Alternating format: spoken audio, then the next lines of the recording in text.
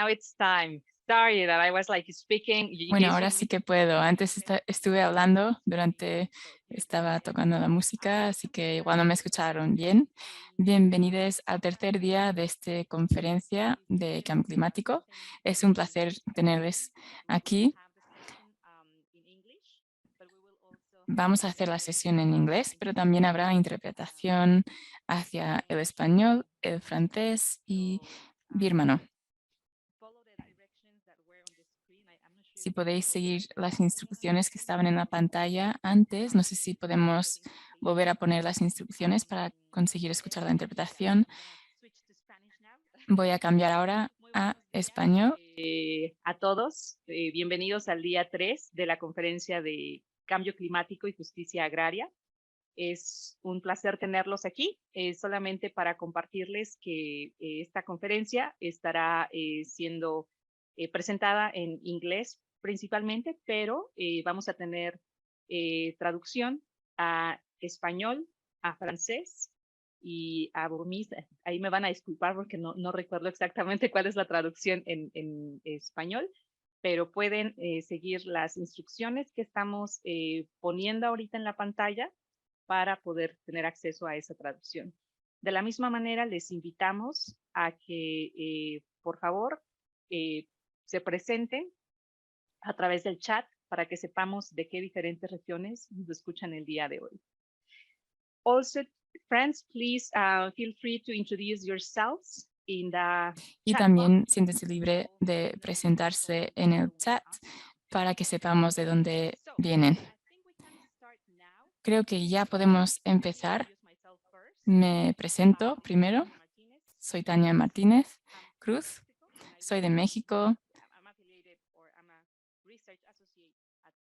y soy investigadora en la Universidad de Bruselas y es un honor para mí moderar esta sesión de hoy. Muchas gracias por participar y vamos a empezar ya. La sesión de hoy, que se llama Luchas agrarias y resistencia en respuesta al cambio climático. Cuando estuvimos mirando el programa, no incluimos la parte de cambio climático y esta respuesta, y queríamos hablar de este tema también con todos ustedes. Tengo el honor de moderar este debate donde tendremos a 4 ponentes excelentes. Diana Aguiar, profesora de la Universidad de Brasil, de Bahía de Brasil, tiene un máster en Relaciones Internacionales de la PUC de Río y un doctorado en Planificación Urbano y Regional de la Universidad Federal de Río de Janeiro. En el pasado trabajaba para el Transnational Institute, TNI, y colabora de forma continua con organizaciones sociales en Brasil como Land Pastoral Commission. Últimamente su investigación se ha enfocado en las conexiones entre deforestación y acaparamiento de tierras en el contexto de las políticas de cambio climático. Gracias, Diana, por estar aquí hoy. El siguiente ponente es el único hombre hoy en esta sesión. Boaventura Monjane, que es de Mozambique, tiene un doctorado de la Universidad de Coimbra en Portugal y también es investigador postdoctoral en PLAS, en la Universidad del Cabo Occidental y la Universidad Eduardo Mondlane. Su tesis de su doctorado es sobre la Agencia de Movimientos Agrarias y su respuesta política al neoliberalismo agrario en África del Sur. Anteriormente fue parte del Secretariado Técnica Internacional de la Vía Campesina antes de empezar su doctorado. Es miembro del Grupo de Investigación Internacional sobre Autoritarismo y Estrategias de la Fundación Rosa Luxemburg. Sus áreas de interés incluyen movimientos sociales agrarias, política rural, agroecología, soberanía alimentaria y justicia climática. También tiene un podcast que esperemos que sigáis porque es muy interesante, realmente interesante. Luego también tenemos a Beyza Ustun de la Comisión Ecológica del Partido Democrático Popular de Turquía. Así que muchas gracias, Beyza, por estar aquí. Es científica que durante muchos años ha trabajado en la Universidad Bósforos en Estambul y tiene una larga experiencia, una extendida experiencia en cuencas hidrográficas y descargas químicas en sistemas de producción industriales. Como científica, su solidaridad ha estado con las personas que luchan en contra de la agricultura industrial y ha estado trabajando con este Partido Democrático Popular y grupos de lobbying ecológico. Muchas gracias por estar aquí. Luego tenemos a Kirtana Chandrasekaran, que que trabaja para Amigos de la Tierra Internacional en Escocia.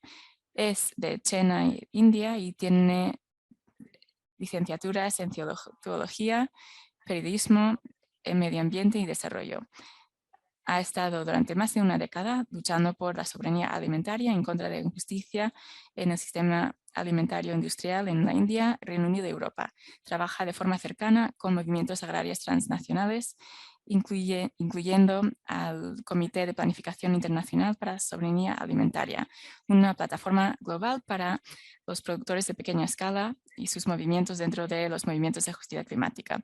Como ven, tenemos unos ponentes muy interesantes y tengo mucha curiosidad por conocerles mejor, pero antes de empezar con el debate, les invito a escribir sus reacciones en el chat. Mientras que vayan escuchando a nuestros ponentes, por favor, vayan añadiéndolos en el chat o en la sección de Q&A si tenéis cualquier pregunta. Si queréis que vuestras preguntas vayan directamente a uno de los ponentes, por favor, escriba su nombre allí también. O si es para todo el grupo, pues también se puede indicar que sea así. Vamos a comenzar. Voy a empezar con Kirtana. Y quería provocar un poco al comenzar esta sesión. Y me pregunto si la pregunta suena un poco ingenua, porque creo que muchas personas aquí ya conocen las luchas agrarias. Pero, ¿qué es lo que queremos decir cuando hablamos de luchas agrarias y resistencia en respuesta al cambio climático? ¿Cuáles son esas luchas o para qué se está luchando? ¿Y qué tipo de luchas vemos para hoy en el presente y movimientos futuros también? Te doy la palabra, Kirtana. De acuerdo, muchas gracias. Es un placer estar aquí. He estado siguiendo el Congreso durante los últimos días y soy quizás de las pocas personas aquí que no tiene un doctorado, pero es fascinante para mí ver el trabajo y las tendencias que van surgiendo en espacios globales, en movimientos de base y cómo tienen sus marcos teoréticos y qué perspectivas hay sobre ellos. Así que lo agradezco mucho, es fascinante estar aquí. Es una pregunta enorme, como ha dicho Tania, pero voy a intentar contestar a esta pregunta de una forma concreta. Para las personas que hayan ido siguiendo los últimos plenarios, las últimas plenarias, han establecido en distintas formas que las causas de las injusticias agrarias, que es otra forma de decir conflictos violentos, despojo, asesinatos, hay que dejar esto claro, esto es lo que quiere decir. Y que el cambio climático también surge de este mismo conjunto de causas, las tendencias capitalistas de acumulación, la historia de colonialismo, imperialismo y nuevas versiones que algunas personas llaman neocolonialismo. Esto lo entendemos en nuestro trabajo en Amigos de la Tierra Internacional de esta misma forma. Y si creemos que este es el caso, creo que es importante hablar de la cuestión importante, cuál es la arena de hoy y qué va a pasar en los próximos años. Voy a intentar contestar a esta pregunta porque veo que una gran área de preocupación es algo que ya se ha mencionado antes y es un aumento rápido de acumulación verde o capitalismo verde. Y creo que esto va a ser aún peor que el acaparamiento verde o o acercamientos, como hemos mencionado en el pasado, y lo que he visto ocurriendo ahora, que va a ser un gran reto para la justicia climática y movimientos agrarios en el futuro. Una cosa queda claro, y es que no importa lo que hagan nuestros movimientos, queda claro que para el sector corporativo de combustibles fósiles, gobiernos, están planificando para que haya más emisiones de combustibles fósiles durante las décadas, durante varias décadas. Queda claro que no tienen ningún plan para cambiar sus modelos de negocio, modelos de economía, y esto se ha ido tapando con este tipo de cortina de humo, que es la idea de que puedan seguir emitiendo estas emisiones, pero con la idea de que se pueda compensar con, de alguna forma, eliminar el, el carbono de la tierra. Y este sector liderado por bancos que están financiando todo esto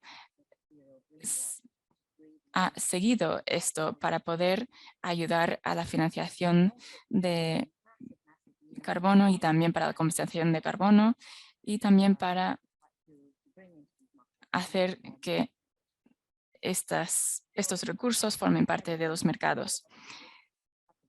Quiero hablar un poco de la escala de lo que está ocurriendo. Hay miles de estas metas neta cero que han adoptado corporaciones y más países, agronegocios, bancos, todos han anunciado estas metas neta cero. Y ya hemos visto un gran aumento en demanda para estos créditos de carbono, porque necesitan encontrar una forma para equilibrar, para compensar estas emisiones al comprar estos créditos de compensación que de hecho no existen. La cantidad de créditos de carbono voluntarios ni siquiera es una fracción que pueda facilitar estos miles de metas de neta cero. Lo que creemos que va a haber es una proliferación masiva de esquemas del mercado de carbono que ya están siendo apoyados por políticas regionales y nacionales para que estos mercados puedan funcionar. Justo el año pasado vimos que el Instituto de Finanzas, que controla todo esto, lanzó un proyecto, un grupo de trabajo sobre escalar estos mercados de carbono para construir un mercado de carbono de 100.000 millones de dólares. Esto es solo un proyecto, hay muchos más.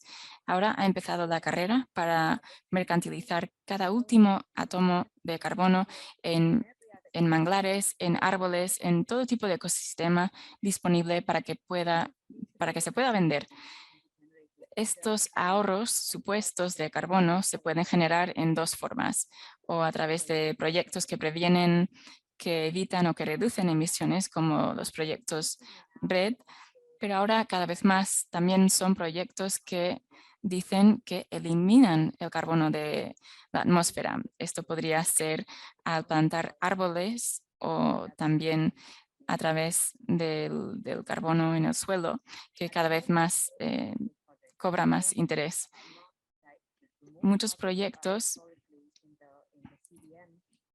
que eliminan este carbono en el CDM, en el UNFCCC, tenemos muchas veces estos créditos de carbono de compensación que dicen que eliminan o evitan estas emisiones.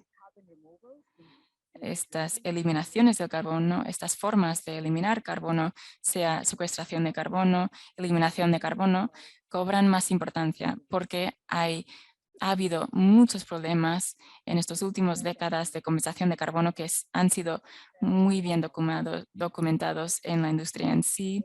Hay problemas de igualdad de compensación de carbono.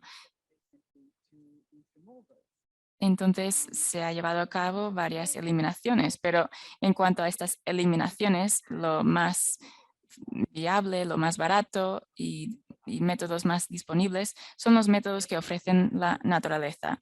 Plantar árboles, reforestación, carbono del suelo, manglares también. Ha habido también proyectos como geoingeniería, eliminación de dióxido de carbono, pero son una fantasía.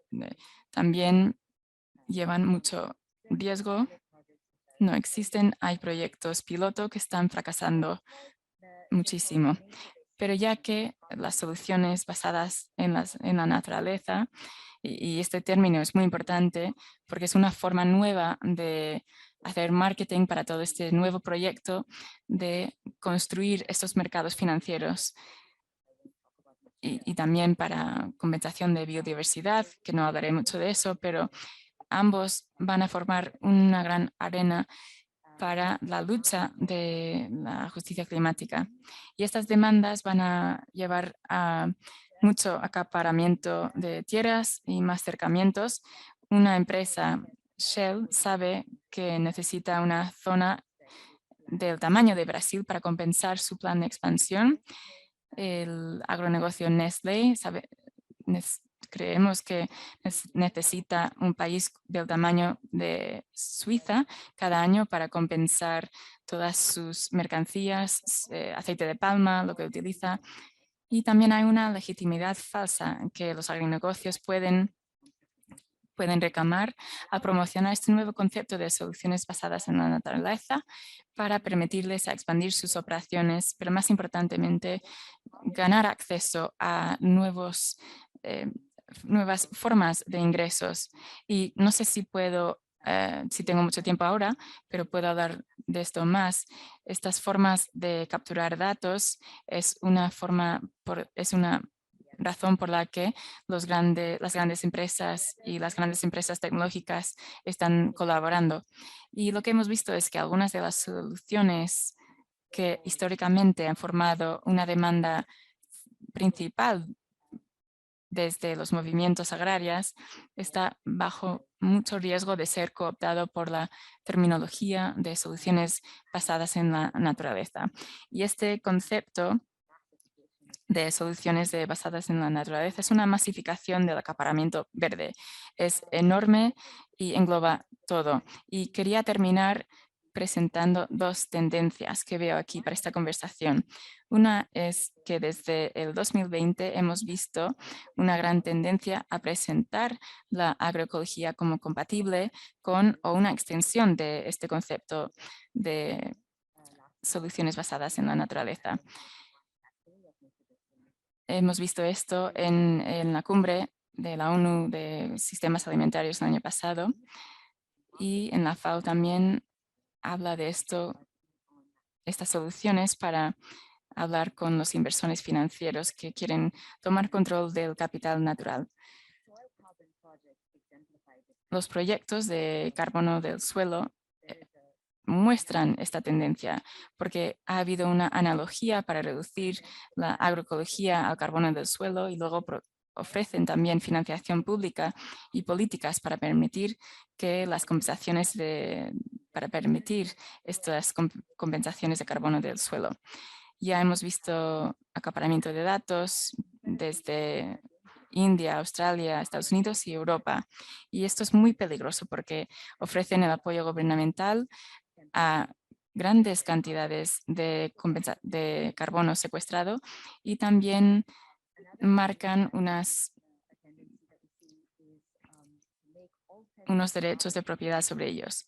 Y luego hemos visto que otro gran tema es que en los proyectos RED+, que no han formado parte de los mercados de carbono porque es muy difícil cuantificar las reducciones de emisiones de carbono de estos proyectos, pero hay varias formas y métodos que puedo hablar de los que puedo hablar luego. Tenemos las emisiones que van reduciendo y de la reducción de emisiones de selvas tropicales que está intentando implementar mecanismos y reglamentos para hacer que todo tipo de carbón, desde proyectos RED, de plantar árboles, de carbono de suelo, de manglares también, para que sea fungible y producir una compensación de carbono que cualquier persona pueda comprar, así nunca se sabe de dónde viene y también es una forma de dar una nueva marca a estos proyectos. Bueno, voy a parar ahora. Creo que existen tendencias que podemos pensar en los problemas que traen para luego avanzar con nuestro trabajo con los movimientos. Y podemos hablar de eso después. Gracias. Es una muy buena visión global de las luchas diferentes. Algo interesante ahora sería, bueno, oír esto. Oímos cómo pasa a nivel local, cómo los procesos políticos hacen acaparamiento en nombre del cambio climático. Tenemos que hacer algo. Claro que hay soluciones falsas. Ahora me interesa saber cuál es la reacción a nivel de base, desde abajo. ¿Qué hacen? ¿Cómo resisten? ¿Cómo les afecta? Para hablar más de eso, quiero invitar al próximo ponente. Diana. Diana.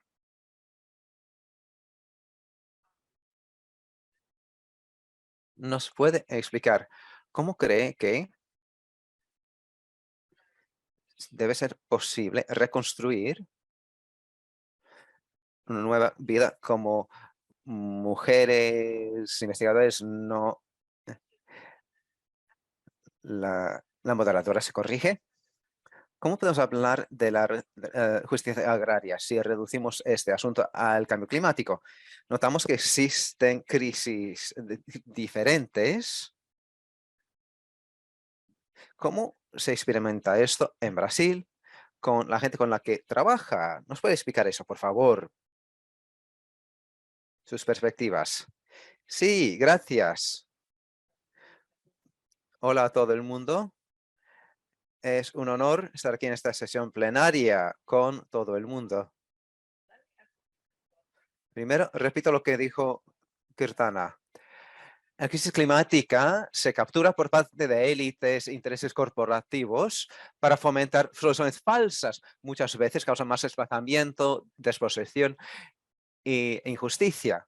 Esas nuevas formas de control sobre la Tierra están en el centro de estas. Al enfocar esos procesos, debemos reconocer que esos instrumentos y los mercados que se crean y implementan tienen tendencias comunes a nivel global. También se ajustan para contextos diferentes agrarios. Por ejemplo, en Brasil, las políticas de cambio climático se han centrado en promesas de limitar deforestación, evitar emisiones, teniendo en cuenta lo importante que ha sido Amazonia políticamente a nivel global. En Brasil hay otras regiones como Cerrado, que es como la sabana brasileña en el centro del país. Ahora vienen soluciones falsas en un contexto de deforestación rápida para la implementación de monoculturas de grande escala para la explotación de materias primas. En el contexto de la Revolución Verde en Brasil, la ocupación del cerrado por agronegocio, en teoría, es una forma de contener la expansión de la frontera hacia Amazonia, pensando que el cerrado no tiene importancia ecológica. No obstante, tiene el 5% de la biodiversidad del planeta y es el hogar de muchos pueblos indígenas. En este contexto, las soluciones en esta zona son para modernización del agronegocio en términos de su huella ecológica con mecanismos de ecolavado para certificar en teoría que materias primas como soja no causan deforestación. Pueblos indígenas y campesinos en estas zonas históricamente han encarado acaparamientos de tierra violentos. Muchas veces han sufrido de cercamientos en zonas de sacrificio y más allá. La vegetación nativa en esas zonas, bajo sus controles, están sujetos a más acaparamiento de tierra de grandes agricultores. Quieren esas zonas para cumplir con requisitos legales de conservación de sus propiedades. Se utiliza marcos legales como el nuevo Código Forestal de Brasil. El Banco Mundial también se centra en esta región, en la implementación de esta ley. Esto causa más desplazamiento. Las comunidades denuncian estos acaparamientos, utilizan sus cuerpos, reclaman políticas públicas adecuadas para protección. En Amazonia, en Brasil, las soluciones falsas que se promueven están ajustadas a otra realidad. Las políticas de cambio climático llegan ahora a una región con una historia de imposición de agendas de conservación que ha borrado los pueblos del bosque. Supuestamente el bosque es naturaleza, se tiene que dejar en paz y se debe proteger de la humanidad. Los defensores de esas agendas han tenido éxito en la creación de áreas de conservación utilizando este modelo. Esto ha causado conflicto con los pueblos de los bosques. En términos históricos, los pueblos del bosque han luchado en contra, sobre todo los indígenas. Muchos han ganado reconocimiento legal de sus territorios. También los campesinos forestales, como los recolectores de caucho bajo Chico Mendes en los años 1980 han conseguido marcos legales para áreas de conservación especiales, donde su presencia como concesionarios de tierra se reconoce por parte del Estado como completamente compatible con la conservación del bosque. Estas victorias están bajo amenaza, sobre todo a causa de esos nuevos mecanismos para lidiar con el cambio climático, sobre todo los contratos de carbono. Desafortunadamente, esos grupos, con los indígenas, que ya gozan de reconocimiento para su territorio, están bajo acoso. Deben firmar contratos para créditos de carbono. Eso fomenta división en la comunidad.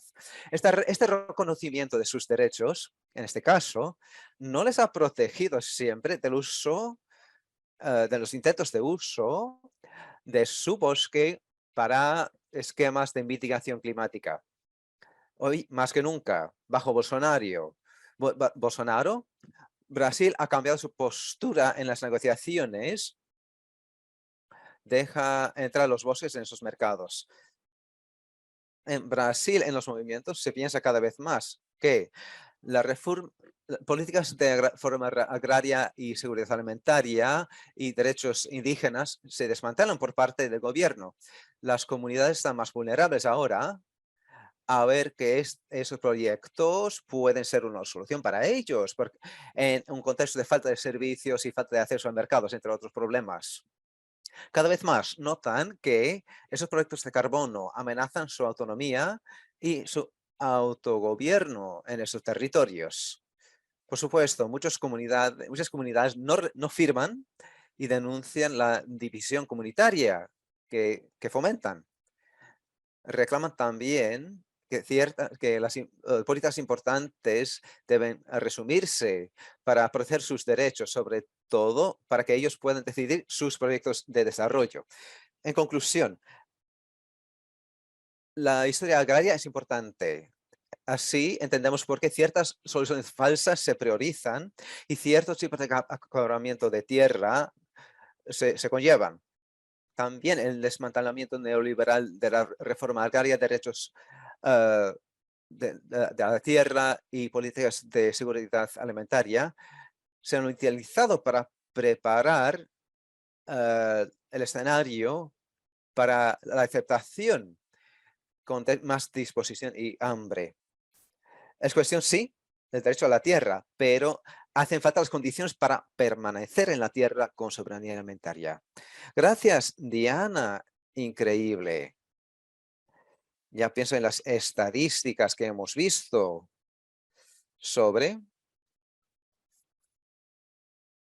331 defensores de tierra se han matado. Debemos defendernos contra formas nuevas de acaparamiento. el 30% son indígenas. No es gran noticia, pero es muy negativo, por supuesto. Gracias. Gracias, Diana. Ahora vamos al otro lado de la Tierra. Vamos a África, Mozambique. Tenemos aquí a Boa. Pregunto esto. ¿Existe resistencia a los acaparamientos? ¿Y cómo son esas luchas en Mozambique? Y además, es parecido a lo que Diana nos ha comentado en términos de las soluciones falsas diferentes. ¿Qué está pasando? Paso la palabra. Boa. Gracias, Tania. Qué bien estar aquí en este panel. Voy a explicar cómo vemos esas luchas y la política que tiene que ver con lo que se llama extractivismo verde a 3 niveles. Comunidades locales, movimientos sociales agrarios y el Estado. 3 niveles. Voy a responder la pregunta. Primero con una breve historia. Hace 10 años en Mozambique se me implementaba supuestos proyectos comunitarios de carbono para secuestro de carbono. Se extendían. Visité un proyecto que en teoría era un modelo en la comunidad de Ñambita, en el centro de Mozambique. Este proyecto se introdujo unos años antes de mi visita por parte de una empresa de Reino Unido que se llama EnviroTrade. Bueno, el nombre lo dice todo, ¿no? Comercio medioambiental.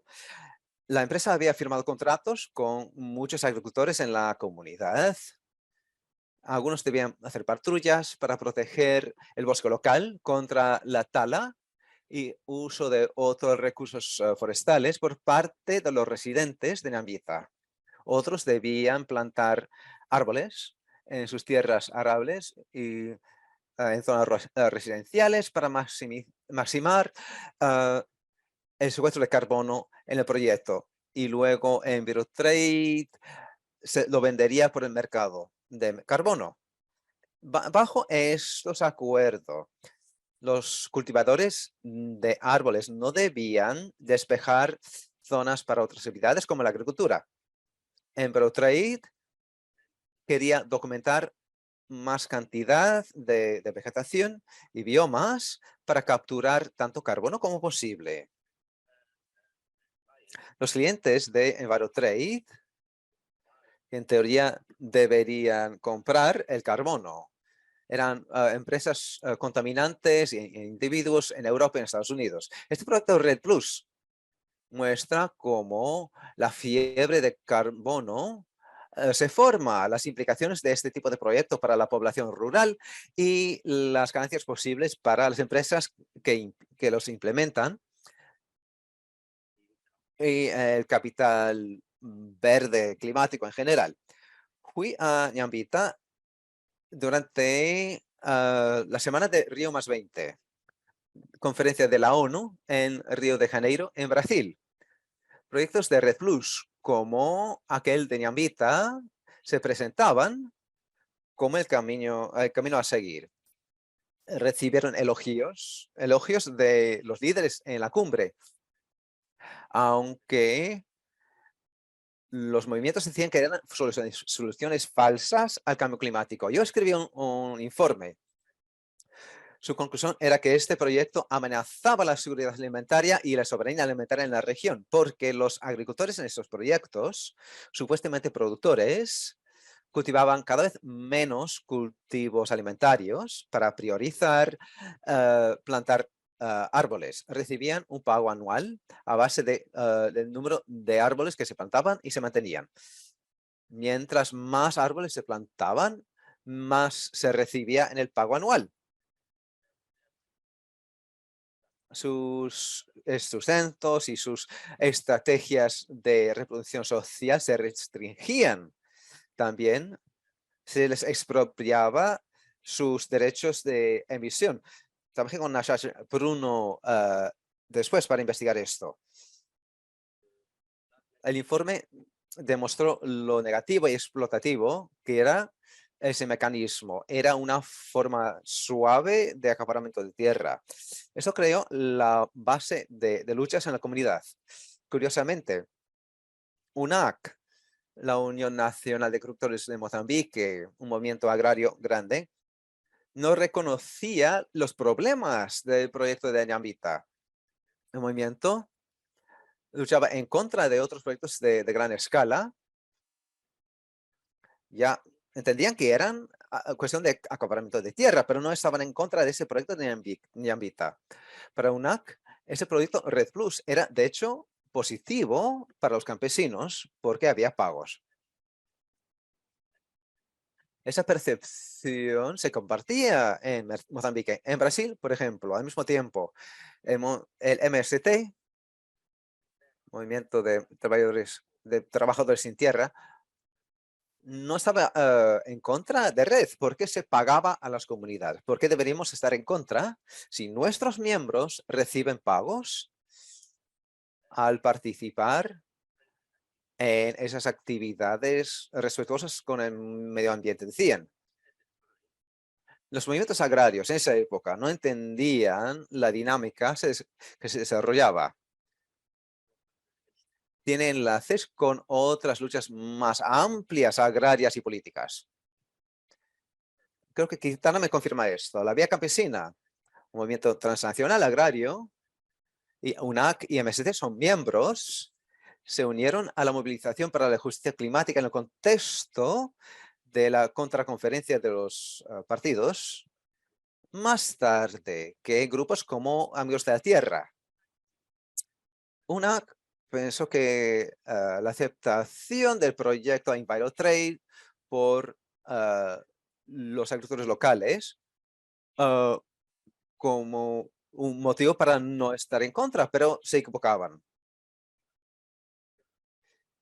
No había alternativas económicas en Ñambita gracias a un conflicto armado entre las fuerzas estatales y el resto de Renamo en esa zona del centro de Mozambique. Por lo tanto, era difícil para los agricultores locales vender su producto en el mercado.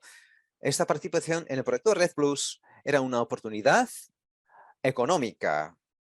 Se veía con buenos ojos entre muchos agricultores locales. No obstante, muchas personas, entre ellos un líder tradicional local, estaban en contra. Decían que no era una compensación justa por la falta de cultivos locales y el esfuerzo para cultivar para secuestro de carbono.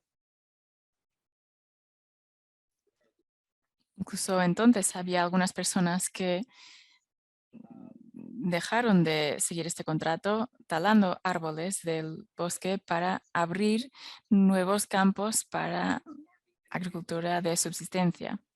Estos son de los dos tipos de secuestración de carbono y de agricultura. Y muchos también abandonaron el proyecto. Debido a esta caída en el precio global del carbono y también la poca viabilidad financiera, la empresa tuvo que parar sus operaciones y la empresa haciendo que los agricultores se quedaron muy confundidos.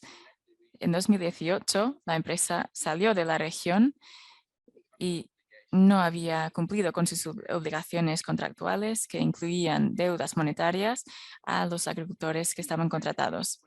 Dada la incertidumbre de si EnviroTrade iba a volver a darles sus trabajos, sus empleos o pagar sus deudas, el número de las personas que ya ni siquiera les importaba el mantenimiento de los árboles, también empezaron a talar estos árboles para reintroducir los cultivos de alimentos, para incrementar la productividad, y esto está creciendo cada vez más.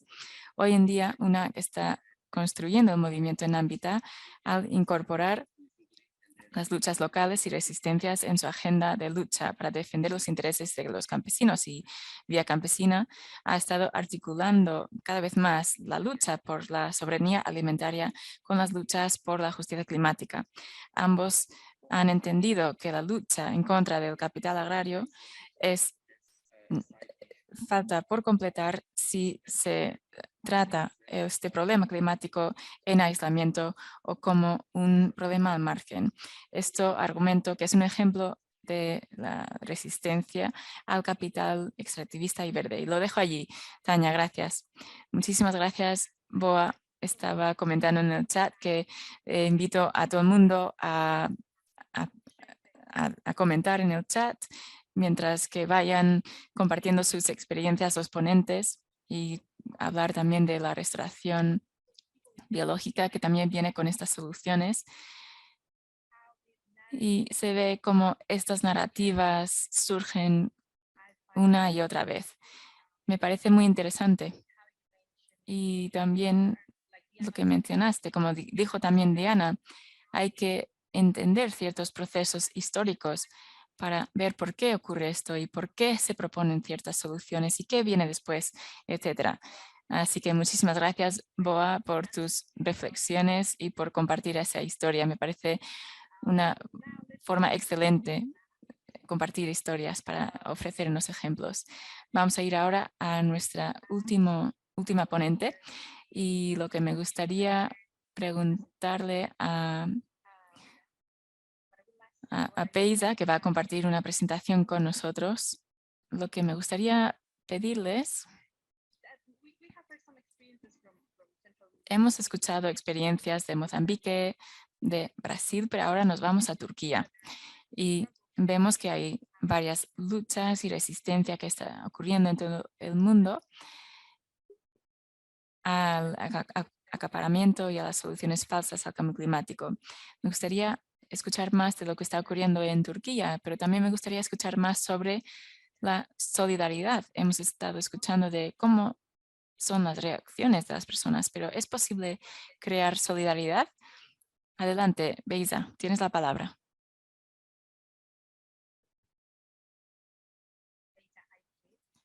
Beisa, ¿estás ahí?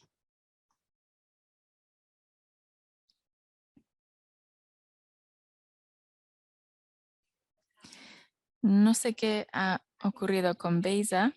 Beisa, me parece que tienes que encender el micrófono.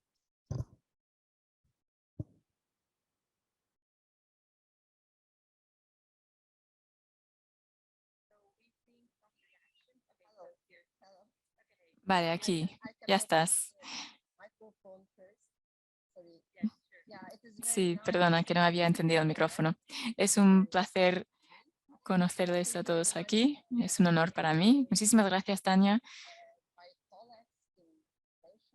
Mis compañeros en esta sesión han explicado el proyecto verde, en particular Diana y Kirtana, en dependencia de los mercados de carbono y el riesgo de estos proyectos capitalistas verdes a todos los sistemas, ecosistemas y lo que supone para la vida también. Y como explicó también Boa de Mozambique, las distintas tipos de estrategias que se ven en países en desarrollo en particular.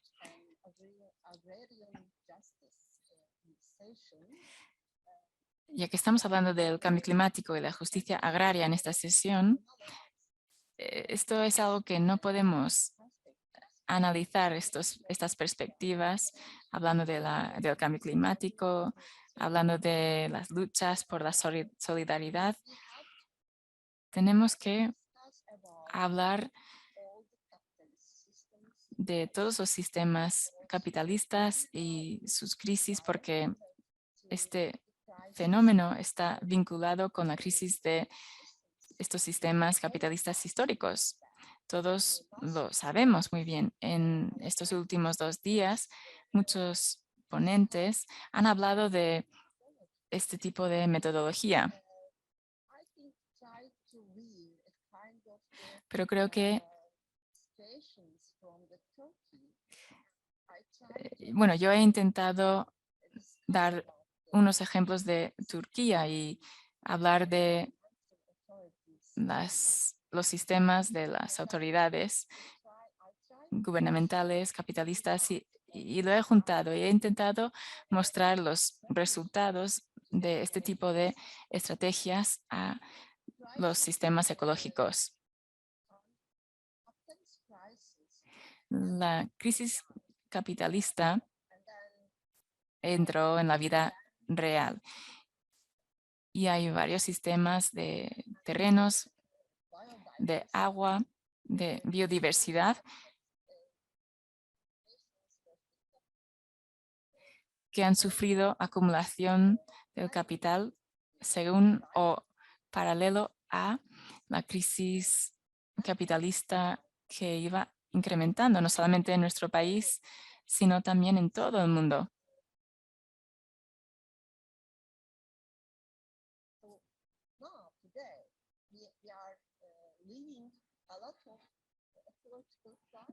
Ahora estamos experimentando muchas crisis sanitaria,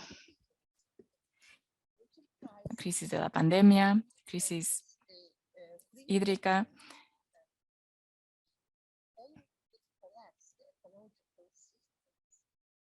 Hemos visto un colapso del sistema ecológico a través de sistemas de minería y más.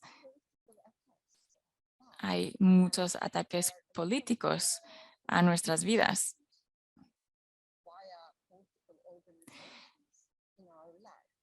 Y hemos visto que la organización política ha impactado en nuestras vidas. Dependen de los sistemas capitalistas. Y, por ejemplo, en 2009, en Turquía, la mercantilización del agua y las estrategias en torno a ello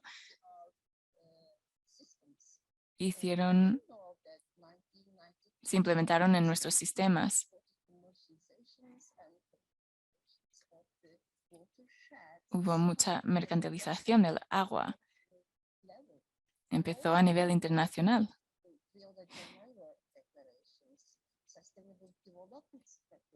Y ha habido estrategias de desarrollo sostenible para apoyar a estos proyectos políticos, ataques políticos que vienen desde el capitalismo.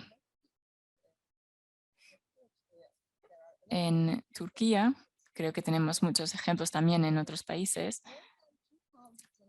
pero en Turquía, más de 3.000 empresas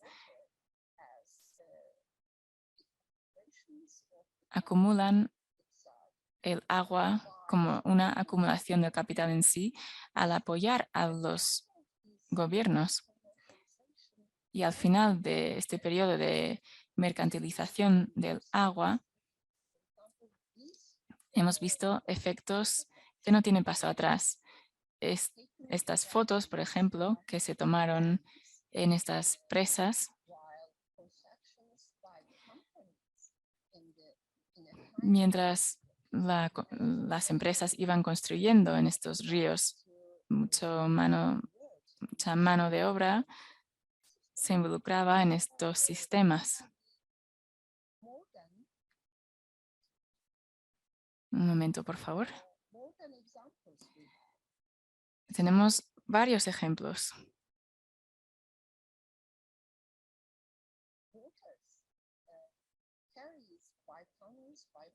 El agua pasa por túneles, por tuberías, por canales, hacia esta acumulación de dinero en todo el mundo.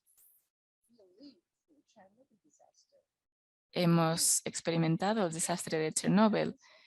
Hemos visto la desaparición del lago Aral después de los años 70, de la crisis que hubo.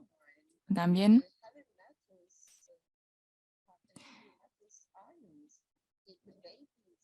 hemos visto los efectos de los metales pesados en la sangre de las madres o en la leche de las madres, en la sangre de los bebés. También es que vienen de estas instalaciones industriales a través de sus residuos.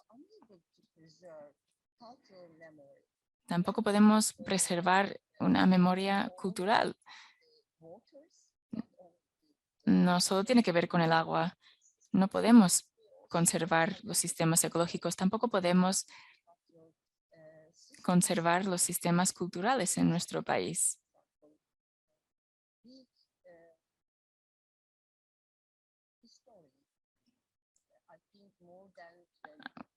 Creo que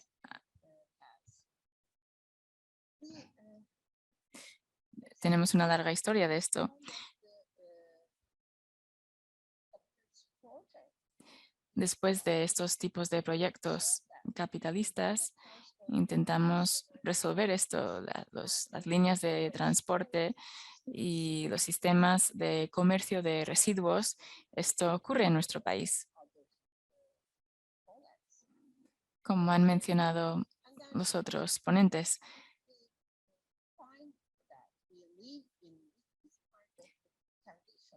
Y encontramos que vivimos en este tipo de condiciones y otras estrategias después de la crisis capitalista de 2010, de esa década, las tecnologías verdes, los proyectos verdes que surgen en nuestro país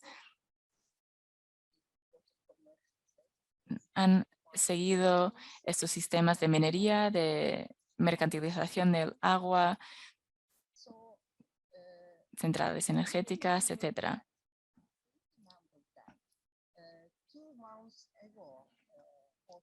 ¿Os acordáis que hace 2 o 3 meses la declaración del Parlamento de la Unión Europea que aceptó como sistemas nucleares como sistemas sostenibles? Así que los sistemas capitalistas pueden definir fácilmente todos los proyectos nucleares como algo necesario, útil para nosotros.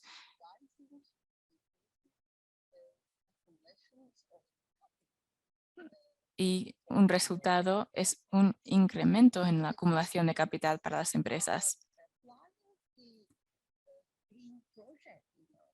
Al implementar estos proyectos verdes en nuestros países, las empresas, en paralelo a los sistemas de minería,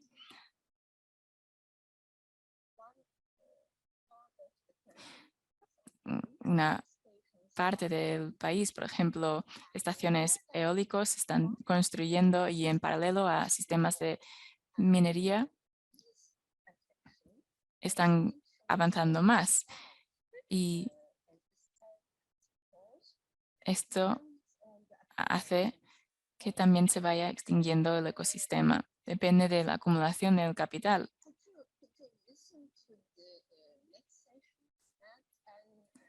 Si podéis escuchar las siguientes sesiones, Matt y Annie, creo, hablan de la relación entre las tecnologías verdes y la expansión de la minería conjuntamente. Si escucháis a estas presentaciones, quedará muy claro lo que estoy intentando explicar. Durante estos ataques de los sistemas capitalistas en nuestro país,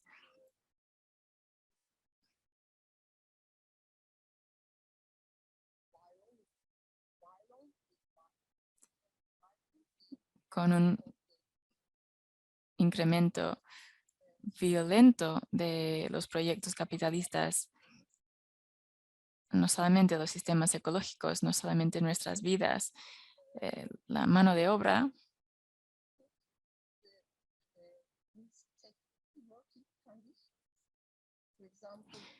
no tenían condiciones de trabajo seguros. Por ejemplo, este gran proyecto de construcción del aeropuerto de Estambul, la mano de obra paralizó el trabajo en 2019 de forma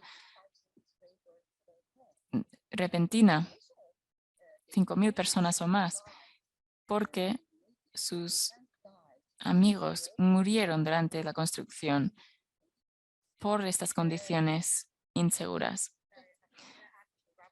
Beisa, lo siento te tengo que pedir que concluyas porque nos quedamos sin tiempo y tenemos que hacer una ronda de preguntas. De acuerdo. También se puede ver aquí la cantidad de personas que han muerto durante estas construcciones. Esto incluye a mujeres, niños y refugiados.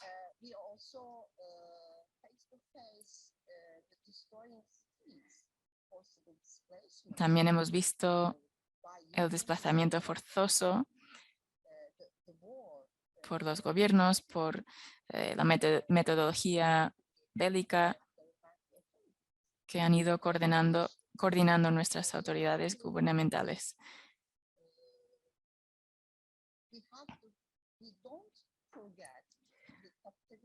Tampoco hay que olvidarse de que los sistemas capitalistas y los gobiernos tienen sus estrategias, porque los sistemas capitalistas cambiaron los regímenes autóctonos.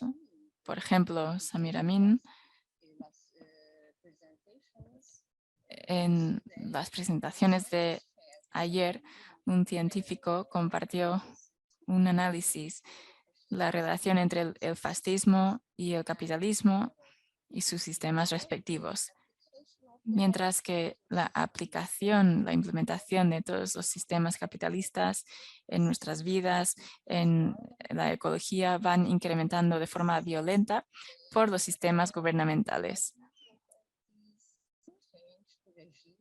Los gobiernos cambiaron los sistemas para apoyar estos otros regímenes y además con el apoyo de los mercados comerciales.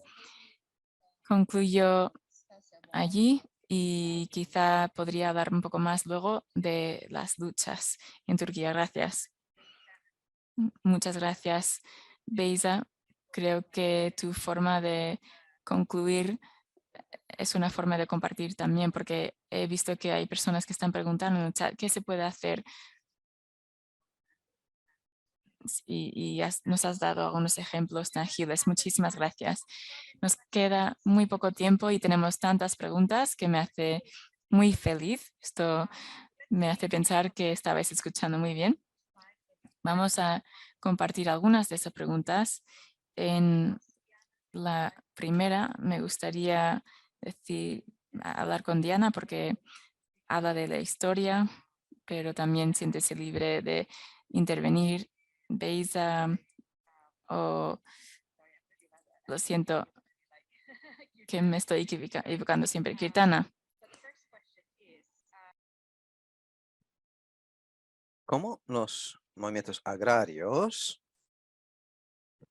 históricamente construidos a base de una agenda de justicia de tierra se puede integrar en reivindicaciones ecológicas y cómo se enlacen esas luchas y la conservación?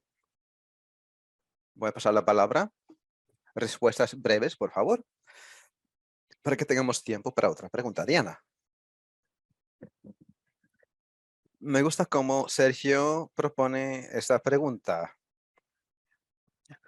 Existe una división históricamente entre agendas agrarias y ambientales. Chico Mendes supuestamente dijo esto. Ambientalismo sin lucha de clase es como jardinería. Por varios motivos.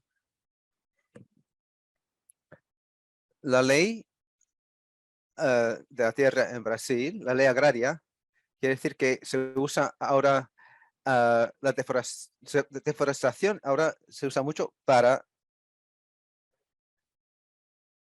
Ahora deforestación es un camino estratégico para acaparamiento.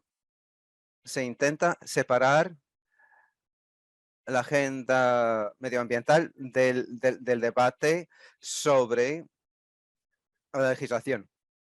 Muchas veces se cree que la deforestación es solamente cuestión para ambientalistas, no se conecta con las luchas agrarias. Eso va cambiando. Los campesinos y las comunidades se preocupan porque la deforestación afecta a sus territorios y sus prácticas de reproducción social. En segundo lugar, están participando en el debate de deforestación. Hablan de nuevo de la tierra.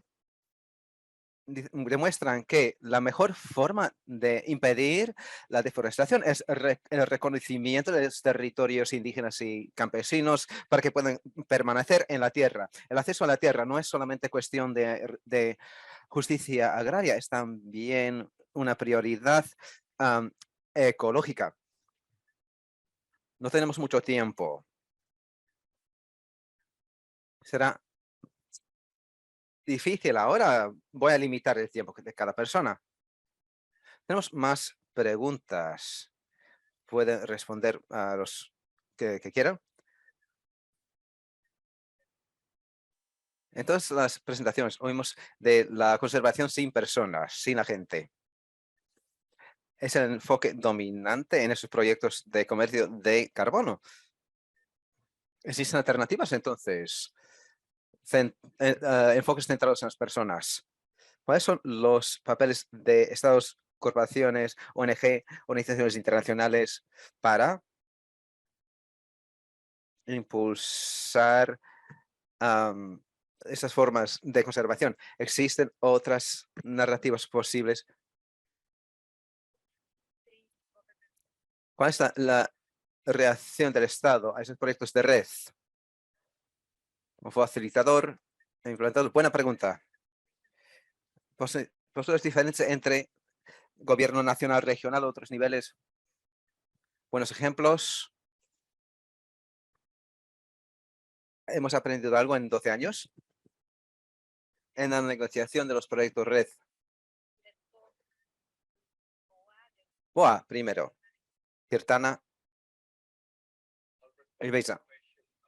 Respondo a la pregunta sobre el papel del Estado. Muchas veces se dice que el protagonista es el Estado. No obstante, participa también en colaboración con los donantes. Una investigación en varios países de África demuestra que la adaptación, las estrategias nacionales de mitigación son una forma de financiar, de recaudar fondos para el Estado. Adaptación y mitigación son estrategias del Estado. Por lo general, se han copiado de otros contextos sin adaptación a la realidad del país para conseguir recursos del Fondo Global Medioambiental y otros donantes. Facilita la acumulación de élites que tienen acceso en el Estado. No es por casualidad que un gerente de red en Ñambita es pariente de un líder político en Mozambique. El Estado tiene un papel ambiguo. No se puede decir que sean solamente víctimas, pero tampoco tienen interés más fuerte en esos desarrollos. Existen otras estrategias. Bueno, es una estrategia para recaudar fondos por parte del Estado. Gracias, Boa. Yutana, Kirtana. Gracias. Muy buenas preguntas. Respondo. Hay otro asunto más importante, no solamente conservación de personas. Además, notamos que muchos movimientos establecidos climáticos que tienen más enlaces con las perspectivas de justicia climática muchas veces no reconocen la historia de las luchas agrarias y su papel en contra del capitalismo y otros proyectos. Se borra eso. Es como si no hubiera nadie en la tierra donde se intenta un acercamiento. O si hay personas, se instrumentaliza lo que ellos puedan hacer por carbono, por el clima. Por ejemplo, se habla mucho de financiar proyectos de carbono para proteger los derechos de indígenas simplemente porque protegen la biodiversidad. Es como un punto adicional. Agroecología como solución verde a la devastación del agrinegocio industrial. Una estrategia necesaria tiene dos partes. Por parte del movimiento de justicia agraria, hay que entender la escala de lo que viene durante los próximos años. También hay que ser muy presente como ellos mismos en su papel, con su historia. Y no se debe dejar llevar la conversación a una batalla narrativa en términos de carbono como problema climático. Las campañas contra compensación de carbono sí se lleva a cabo, pero esos programas de carbono son peligrosos para otros movimientos. Existe gran riesgo de desplazamiento, de despojo. Otro ejemplo, alguien habló de Red Plus, de los proyectos Red. Durante las últimas décadas hemos visto que han fracasado. Por una parte es porque a causa de impugnación por parte de movimientos agrarios. Es muy importante esto. Es difícil. Bueno, hay que impedirlo a cada nivel. Hasta cierto punto, proyectos de carbono, de agricultura de carbono, se dice que se puede ser agricultor de carbono. Es una salida. Creo que Boa o Diana lo mencionó. Es una salida en un contexto sin sustentos adecuados. Solo se puede impedir, de cierto modo, en caso de resistencia, si no se participa en estos programas. Debemos seguir pensando en nuevas alianzas. Como se ha dicho, es un momento importante. Hay que unir más la justicia climática, esos movimientos, con los movimientos de justicia agraria. Gracias, Kirtana. Beisa, lo más difícil. Tiene 1 minuto para responder, porque luego vamos a la próxima sesión. Es muy difícil hablar de asuntos, de posturas agrarias y ambientalistas. Se puede hablar de asuntos ambientales sin pensar en las duraciones,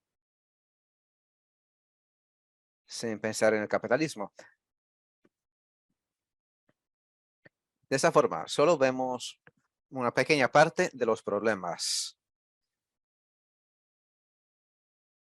En términos tecnológicos, se pregunta cómo podemos resolver los riesgos existentes.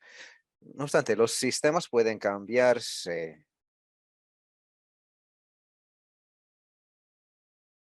Sistemas capitalistas, sistemas de gobernanza.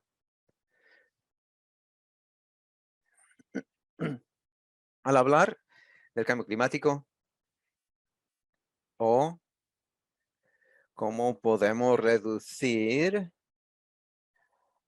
el efecto de los mercados de carbono, entramos a la, bueno, en la discusión en nuestros países también.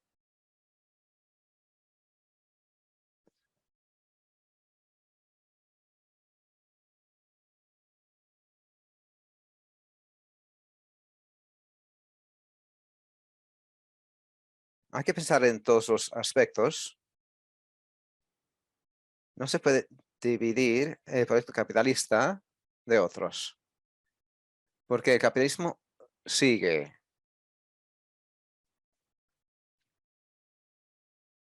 Nuevas tecnologías se aplican a la vez. Hay que hacer discusiones, hacer estrategias, una política contra los sistemas políticos.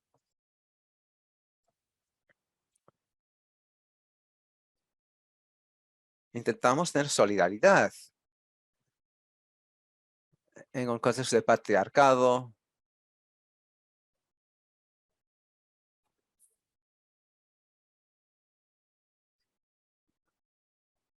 Hacemos una lucha.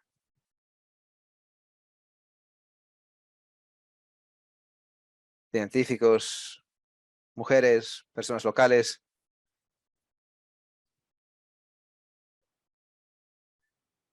Grupos ecológicos juntos en el marco de la política ecológica desde esa perspectiva.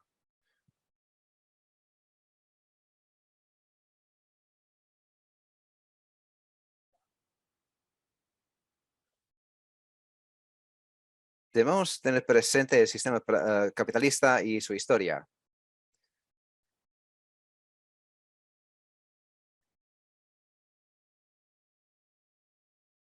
Con mujeres, sindicatos, pueblos locales. Hay que unirse. Última palabra.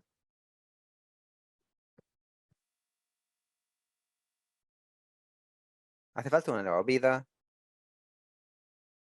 teniendo esa perspectiva compartida. Muchas gracias. Ojalá tuviéramos más tiempo